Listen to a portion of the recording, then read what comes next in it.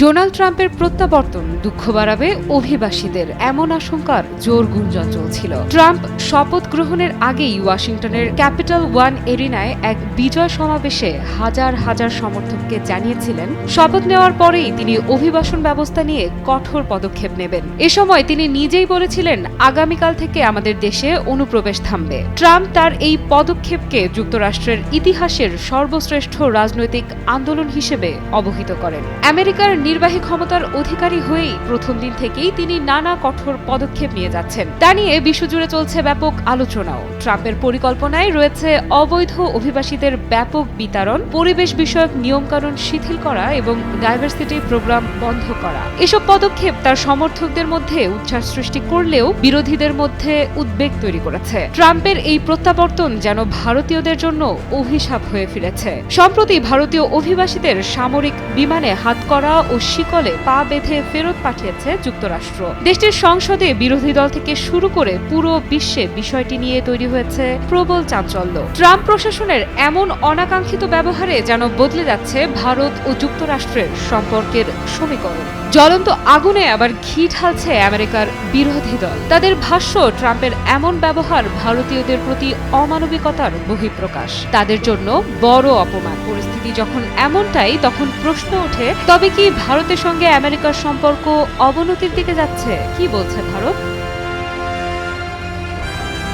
বিষয়টি নিয়ে ভারতীয় পররাষ্ট্রমন্ত্রী এস জয়শঙ্কর বলেন, যুক্তরাষ্ট্রে ইমিগ্রেশন ও কাস্টমস এনফোর্সমেন্ট আইসিই কর্তৃপক্ষ অভিবাসীদের ফেরত পাঠায়। সেখানে স্ট্যান্ডার্ড অপারেটিভ প্রসিডিওর এসওপি আছে। 2012 সাল থেকে তা চালু আছে। সেখানে এই কড়াকড়ির কথা বলা হয়েছে। এ সময় তিনি আরও বলেন, আইসিই তাকে জানিয়েছে নারী ও শিশুদের হাতকড়া বা শেকল পরানো হয়নি। অন্যদেরও খাবার সময় বা টয়লেটে যাওয়ার সময় বাঁধনমুক্ত করা হয়েছিল। এ ঘটনা নতুন নয় উল্লেখ করে পররাষ্ট্রমন্ত্রী আরও বলেন, অবৈধ নথিহীন ভারতীয়দের ফেরত পাঠানোর ঘটনা নতুন নয়। 2009 সাল থেকে গত 15 বছরে 15,756 জন ভারতীয় অভিবাসীকে ফেরত পাঠিয়েছে যুক্তরাষ্ট্র।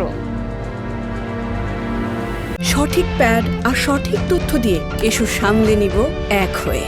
Mona Lisa sanitary napkin. অবশ্য কংগ্রেস সংসদ সদস্য মানিকরাম ঠাকুর বলেছেন, এই ঘটনা ভয়ঙ্কর ও লজ্জাজনক। আমেরিকা এমনভাবে ভারতীয়দের ডিপোর্ট করছে দেখে মনে হচ্ছে তারা অপরাধী। এটা অমানবিক ও মেনে নেওয়া যায় না। কংগ্রেসের আরেক সংসদ সদস্য শশী রাথুরের মতে, বেআইনিভাবে যুক্তরাষ্ট্রে ঢুকলে তাদের ডিপোর্ট করার অধিকার যুক্তরাষ্ট্রের আছে, কিন্তু যেভাবে তারা ডিপোর্ট করেছে তা মেনে নেওয়া যায় না। সামরিক বিমানে হাতকড়া, পায়ে শেকল বেঁধে ভারতীয়দের ফেরত পাঠানো ভারতীয়দের প্রতি অপমান। তৃণমূলের সংসদ সদস্য সাকেত গোখলে বলেন, আমরা বিশ্বের 5ম সবচেয়ে বড় অর্থনীতির দেশ। কলম্বিয়ার মতো ছোট দেশ পর্যন্ত অভিবাসী ভর্তি সামরিক বিমান তাদের দেশে নামতে দেয়নি। তারা মর্যাদার সঙ্গে অভিবাসীদের দেশে ফেরাচ্ছে। সেখানে ভারত সরকার কি করছে? পিউ রিসার্চ রিপোর্টে বলা হয়েছে, যুক্তরাষ্ট্রে 7,25,000 বেআইনি ভারতীয় অভিবাসী আছে। বেআইনি ভারতীয়দের সংখ্যার হিসাবে 1 নম্বরে মেক্সিকো, তারপরে আছে এল সালভাদর, 3 নম্বরে ভারত। নিউ ইয়র্ক টাইমসের তথ্য অনুযায়ী, সরকারি তথ্য অনুসারে শুধুমাত্র 2023 সালেই 90,000 ভারতীয় বেআইনিভাবে যুক্তরাষ্ট্রে প্রবেশ করতে গিয়ে গ্রেফতার হয়েছে। প্রেসিডেন্ট ডোনাল্ড ট্রাম্পের নতুন প্রশাসনের সম্প্রতি নির্দেশে ঝটিকা অভিযান শুরু করেছে নিরাপত্তা বাহিনী।